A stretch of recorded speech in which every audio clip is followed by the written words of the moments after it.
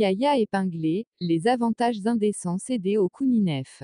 Un mois avant le déclenchement de la révolution populaire pacifique le 22 février dernier, Ahmed Ouyaya avait signé une décision qui le mènera certainement au banc des accusés.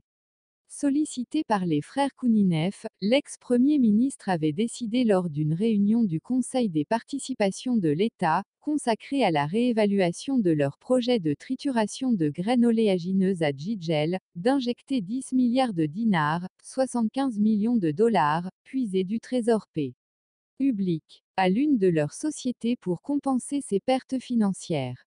Ainsi, en janvier 2019, l'ex-premier ministre avait, selon El Rabar, décidé de financer les pertes de l'un des projets des Kouninef, réalisés par la société nutrice.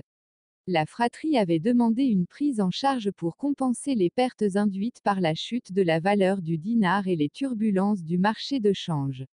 Toujours selon El Rabar, ce projet avait déjà bénéficié d'un cofinancement de plus de 20 milliards de dinars, 150 millions de dollars, alimenté par les trois plus grandes banques algériennes que sont la Banque nationale d'Algérie, BNA, et le Crédit populaire d'Algérie, CPA, ainsi que par la Banque extérieure d'Algérie, BEA. Il est souligné que ce genre d'avantages indécents n'était cédé que pour les hommes d'affaires proches des Bouteflika. Des milliards de dollars étaient puisés chaque année du trésor public pour compenser des pertes induites par les sociétés appartenant aux copains de la famille régnante. Celui qui avait minimisé les effets de la révolution du peuple en la qualifiant de courant d'air traversant des filets, RER. Yash Fairbeck est en passe, aujourd'hui, de faire face à de graves ennuis judiciaires. Les langues se délient et cela risque d'enfoncer Ahmed Ouyaya encore plus.